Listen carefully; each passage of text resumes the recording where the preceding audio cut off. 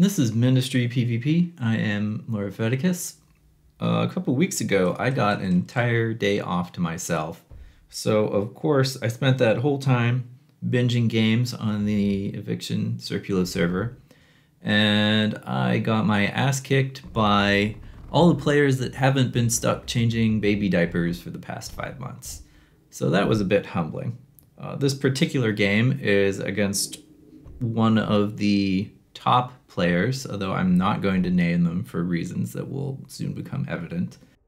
I spent the whole game marveling at the situational awareness of this player. Every time I'm going for attack, they knew exactly where I was going and where to start building and where to move their units to defend against it.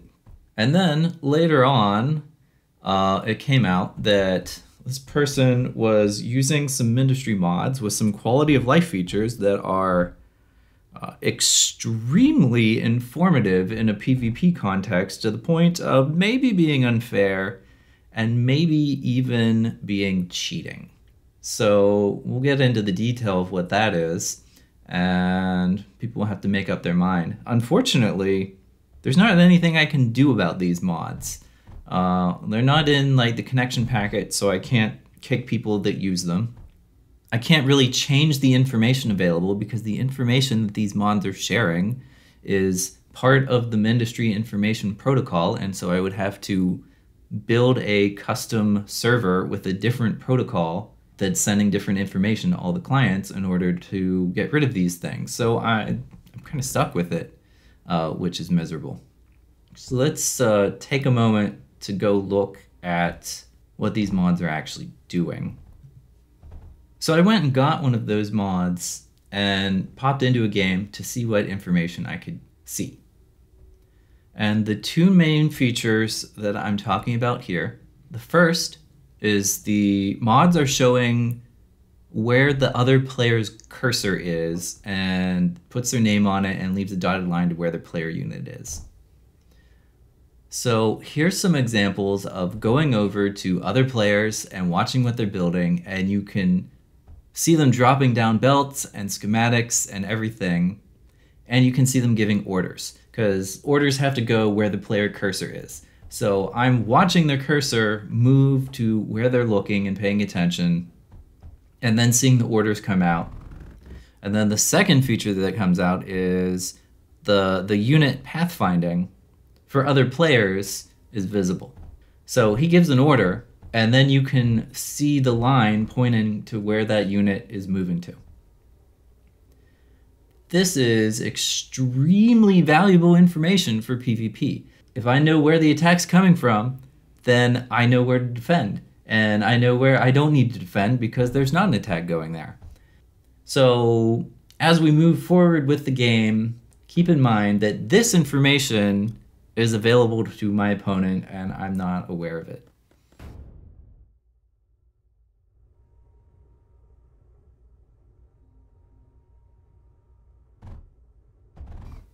How's my build-up? Well, another unfortunate thing about not having a lot of free time is I haven't had any time to keep up with meta as far as openings and buildings and things. It's good enough.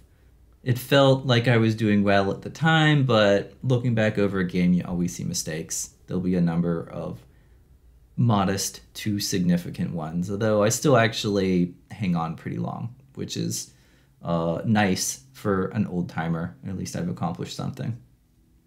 You know, this is standard. I am still of the opinion that it's better to open with Steam generators just from sort of a cost and resources perspective and move on to diff gens later. There's a number of players that instead go straight to diff gen first, and there's an argument for that. You just end up with sort of a different available resource distribution because those are heavier on glass and tungsten and total investment before you get any power at all. Where a lot of the stuff that you're building in your first set of economy is stuff that, you know, 1 or 2 Steam gens can easily pay for.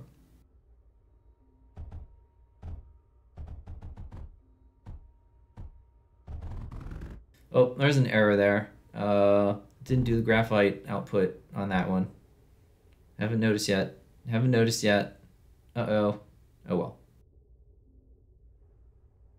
Sort of in broad news, even though I haven't had time to do a lot of things other than sort of the, you know, paying attention to moderation and banning people that do no things and stuff like that. The health and population and player base of the server is looking really nice. There's been a lot of large games recently, and both a good number of old players that continue to play and new players coming through and moving up the ranks. There's been a lot of full games lately. And even better than that, there's a bunch of people that have started recording games and posting them. So like Googly Goose put some stuff up, Pobo, who has changed his name to Giselle. Sure, okay, you can do that. Pobo's put some videos up. RZ's been posting videos. Some other people. I should get the full list. In addition to them, a lot of strong players around. So, you know, there's getting to be more stuff to watch. Even if you're not one of the top players, you can watch a lot of people doing a lot of different things. People filling in the void after I had to take all that time off due to baby stuff. Baby's doing well. That's nice. Cute little baby. Daughter. I have a daughter now. I'm not sure if I want to put the little bit of time that I have into trying to go back to Eric here or trying to hang on to being able to do anything on Circulo. I did manage to get up to Plastanium rank at this point.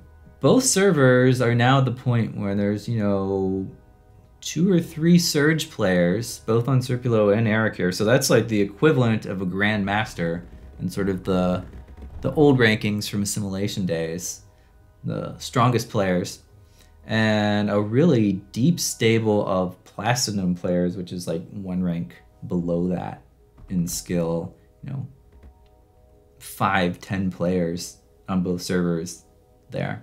So there's a lot of strong players, and there's also much better time zone coverage. It was always a problem for me that the time that I can play is like nighttime US Pacific, and it was pretty dead and empty for a long time, but now there's regularly good large size games.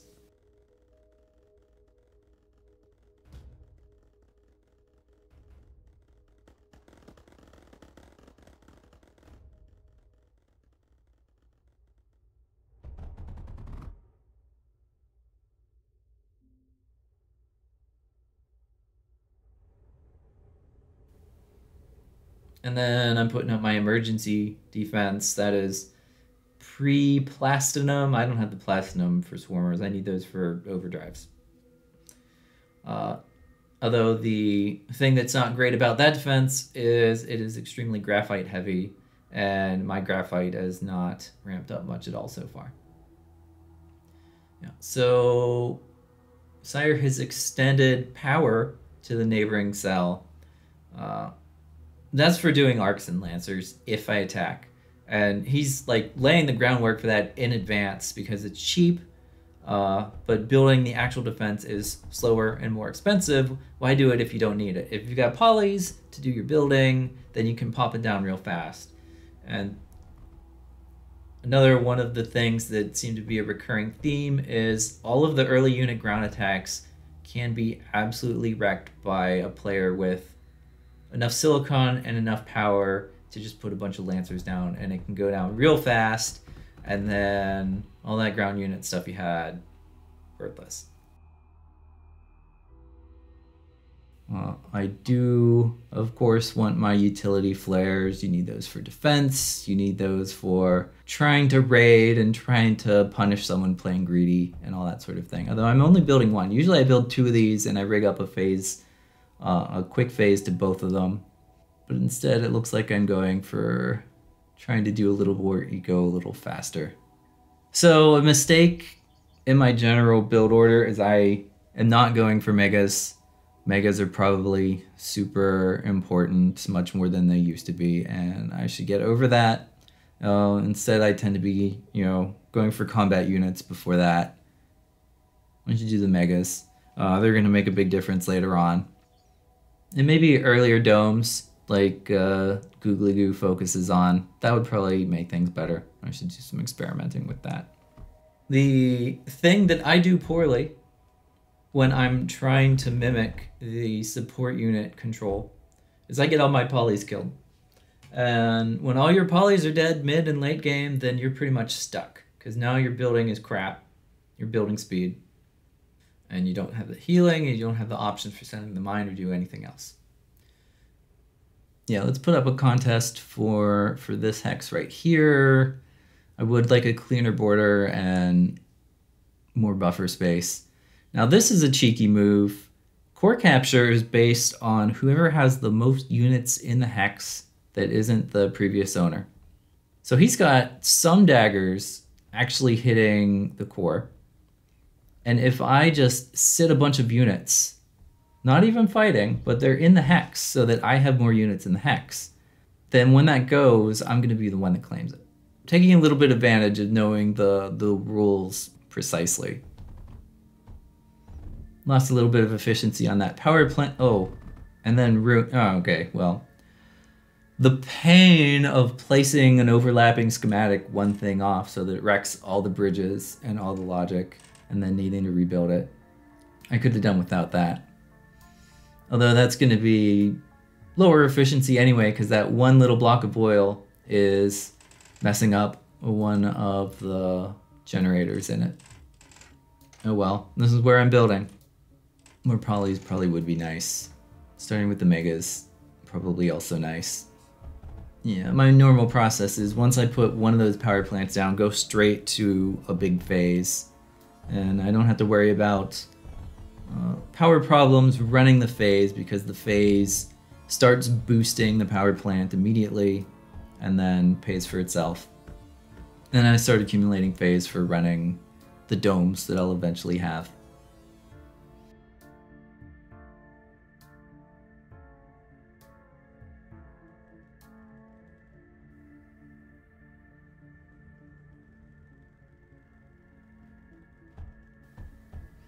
I am going to need the surge.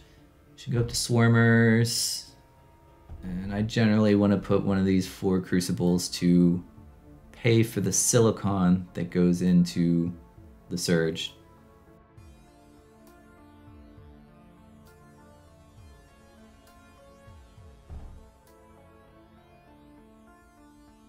Poor choice of defense, but that's what I put. He has some light defenses up, but I have already learned from experience playing on that day that slapping down Lancers and Arcs will immediately shut down any Dagger Blob, and Scatters going down ad hoc will also easily shut down flare attacks. So I have to try and do it on surprise.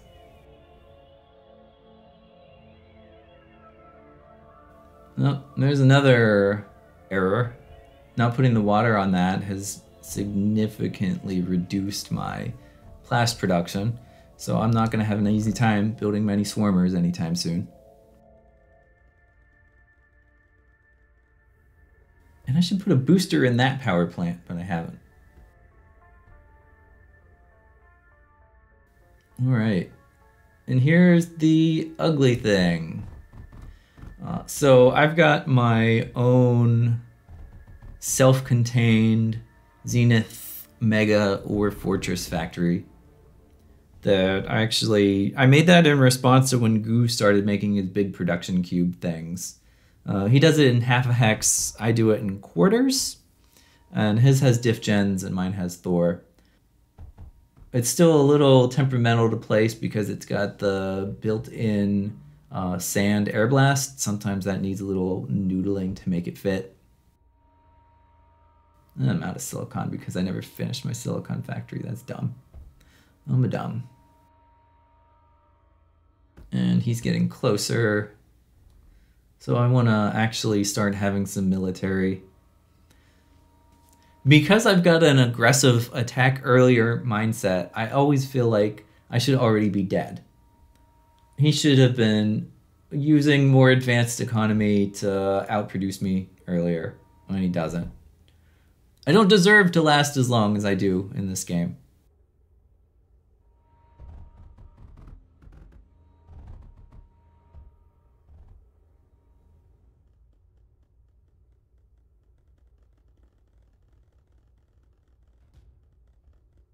Oh, I think I stole that.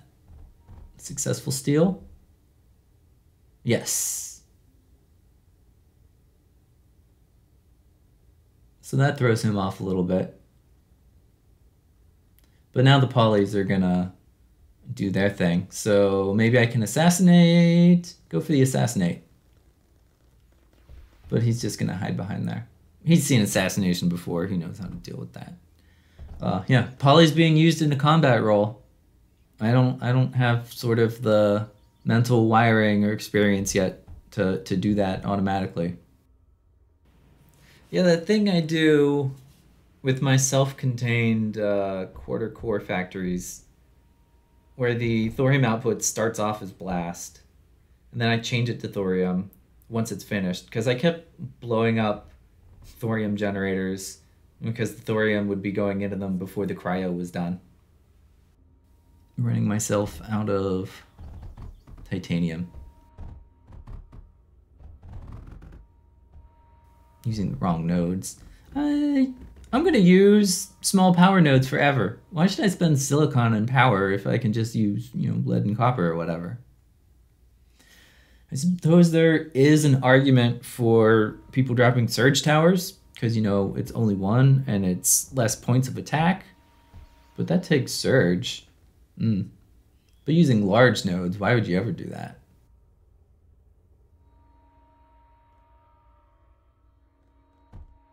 Now, these fuse and two salvo things, they're not strong. He should be able to hit them, but he doesn't go for that aggression.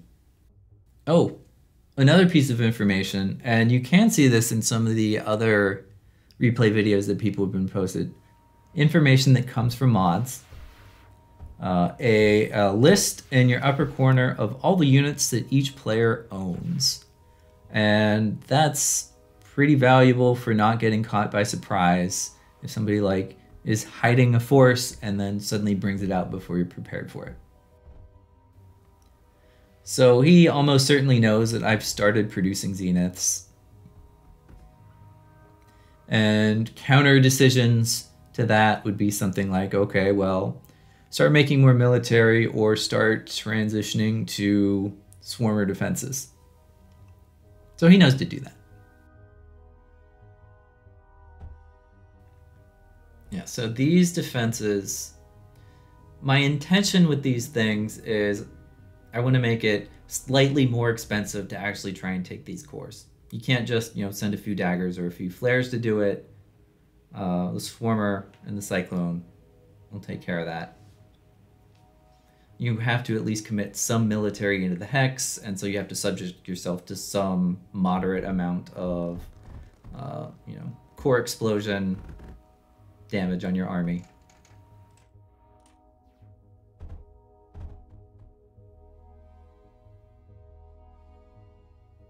Yeah, all those extra scatters around that the opponent has put up, that's a result of the new meta that's recently developed, probably courtesy of RZ, though he's not the only one doing it, of arson.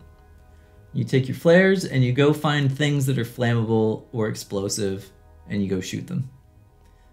And generally you can find those things away from cores because defense tends to be concentrated on cores. And then you start fires and you can blow up a lot of expensive stuff relatively easily.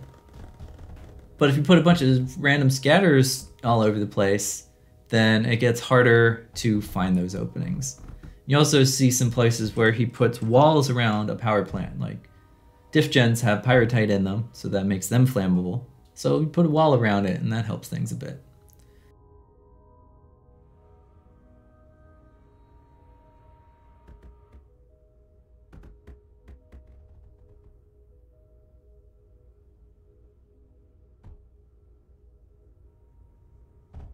So here he comes. I see it by virtue of seeing his units. But I do have the Zeniths nearby to block. Starts a fire. And I don't have a tsunami near here. Oh well. I missed the fuse on that. Oh well. See how this goes. Nope, it's stuck.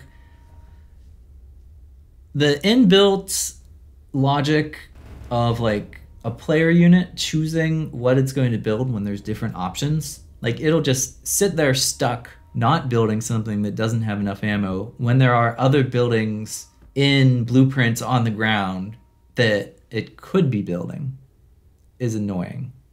One of the things that makes building versus building stupidest in this game is the game deciding which things you're going to build first is arbitrary and unpredictable.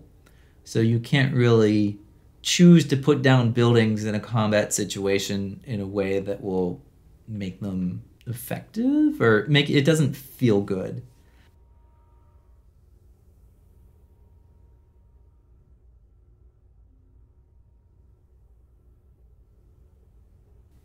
All right.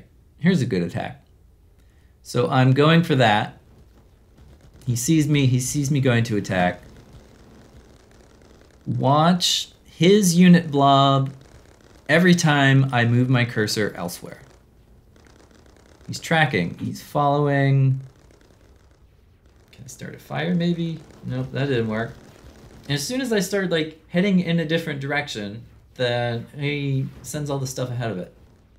I do manage to, well, these don't blow up, so that doesn't help me much. Those daggers did some nice things, and that was totally accidental. Started a nice fire down there.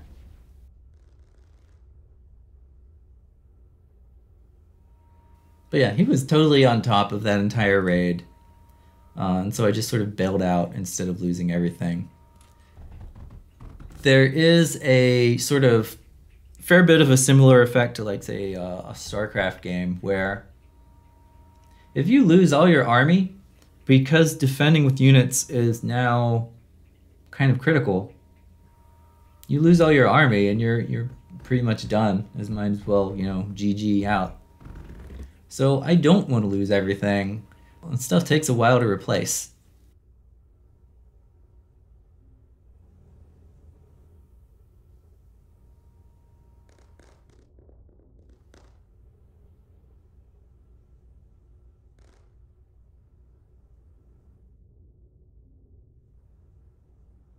There's his flares coming in again. Where'd my zeniths go? Oh, I just G selected everything. Vulnerable diff gen. Let's see how that fire ends up going. There's another fire. Alright, that wasn't too bad. Maybe those shouldn't have oil tanks on it. That might be a bad idea. Oh, there's the annoying thing with... In V6, Poly's rebuilding would always reconnect power lines, and it was nice and fine. Now, the Poly logic will rebuild everything, but not all the power lines necessarily reconnect. So something that gets rebuilt still may not end up being rebuilt in a functional manner because you have to go through and double click on a power node to make it actually work. I shouldn't be building that. I should be building the graphite press version. So this isn't going to go well. I'm going to sit here stuck, not successfully building anything. Really, I shouldn't. If I were good, I wouldn't get in a graphite shortage at all. But I'm not. Not anymore. Or at least I'm the same as I was a year ago and don't do any improving, and everyone moved on without me. Yeah, see, I start moving my Zeniths, and he starts responding with his units immediately. Though this is actually not a particularly strong hex. Maybe twice as many Zeniths as I could go in and take there.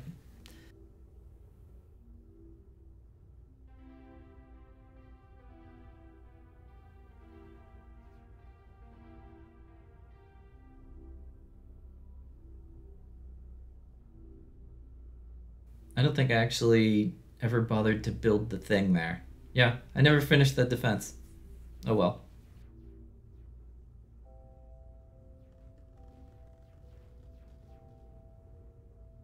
So one of the reasons that I'm hanging in here, even though I shouldn't be because I'm not keeping up economically, he hasn't actually started building Zeniths yet, or really any offensive force. He is pretty much just fighting on flares and polys and megas, and he's using everything for economy instead. And that works. That makes me feel like I'm doing better than I am.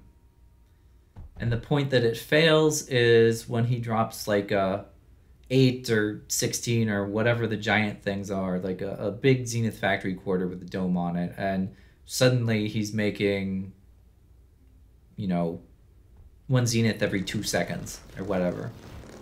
And when that comes online, then everything gets real bad real fast.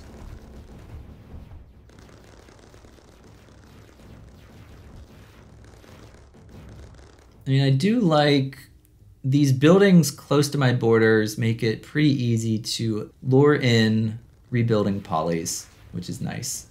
Oh, there's an attack I can actually take. Good. Can I hold that, though? Or kill all these polys? I'd like to kill some polys. That'd be nice.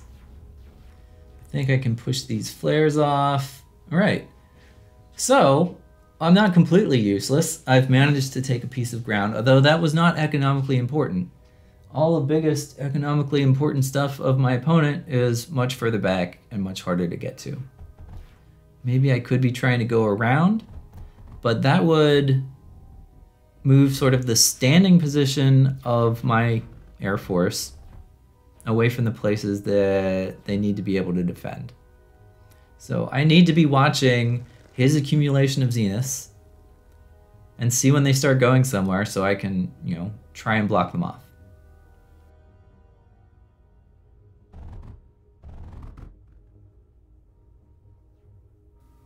Like that big thorium generator up there, that'd be real nice to destroy.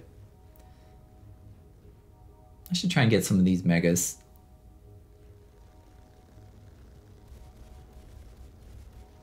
Yeah. Do an attack, he pulls everything in, go back and heal. We'll see how that goes.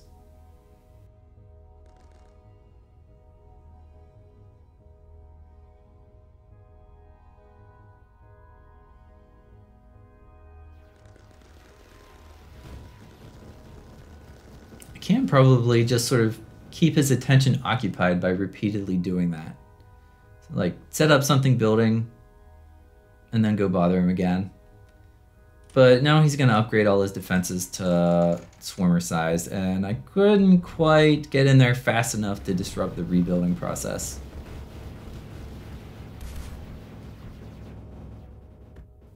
One of the annoying things about building and having army flying units for defense is you can't see what you're building underneath the army, so you have to move it out of the way, and that makes whatever's under it vulnerable.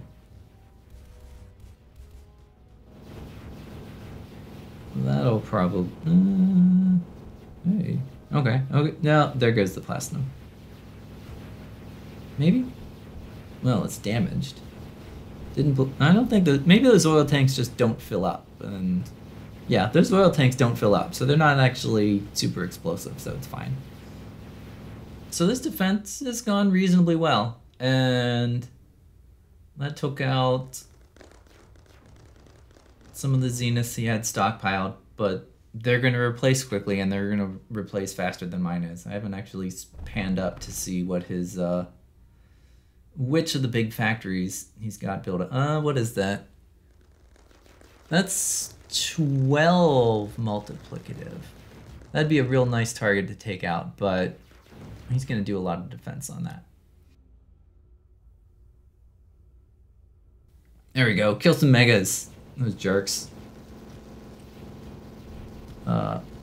Huge mega populations are a liability. You don't want to let your opponent have a lot of them if you can help it. You certainly don't want to let them have a lot and not have any yourself. That's a bad idea. I can actually probably change one of my Zenith factories to a Mega factory, but it's likely too little too late at this time. I need to keep up the production to both have these available for defense and try and do some sort of forward momentum.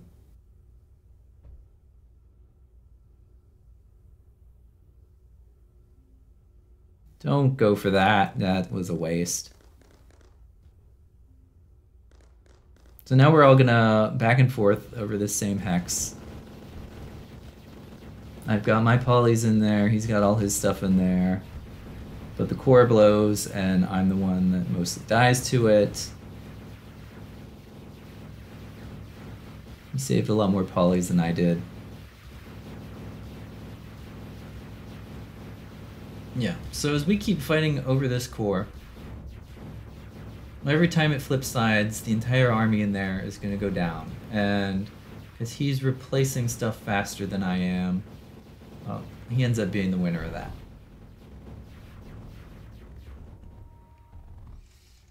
Especially with all those support things coming in and doing healing. Alright, feels bad to lose that. Let's go build some economy. Sure.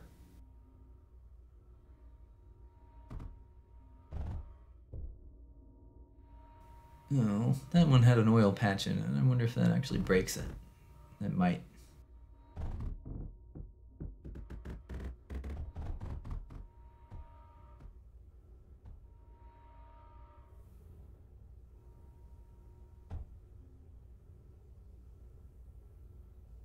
Run myself out of titanium. That's the main thing that you get for building the megas is you don't have to bother with drills or infrastructure at all for titanium. They mine it. And they mine a bunch of it. So you don't run out.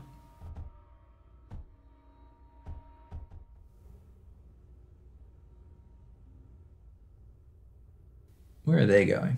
Start a fire?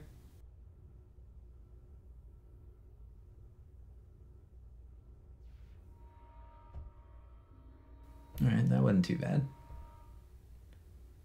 Kind of out of range of the tsunami there, as far as that fire, but meh. His Zenith blob is getting bigger than mine. Bad on thorium and titanium.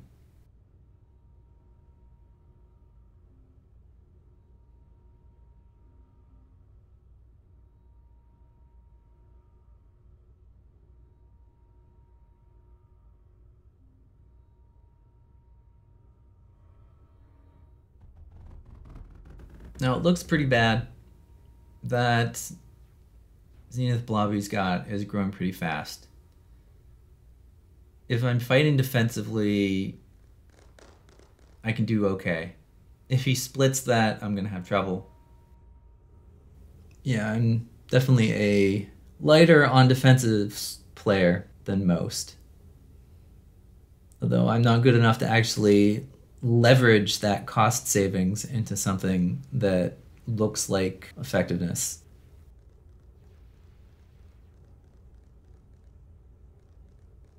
No, there's not swarmers on that left hex yet.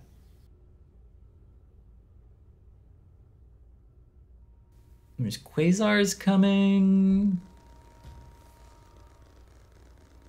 He's gonna try and put shields on everything with the pulsars, which is a nice bonus to have if you've got the attention to do it.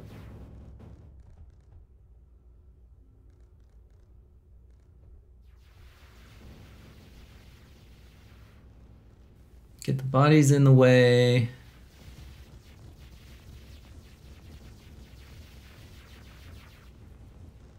That fuse is going. Oh, that's all dead. Now I have to worry about trying to hold it, but he pulls in all of the support units. Can't tell if they're healing or if they're just shooting or what they're doing. But this is attrition that I'm not actually able to land any hits on the core, so I can't get that.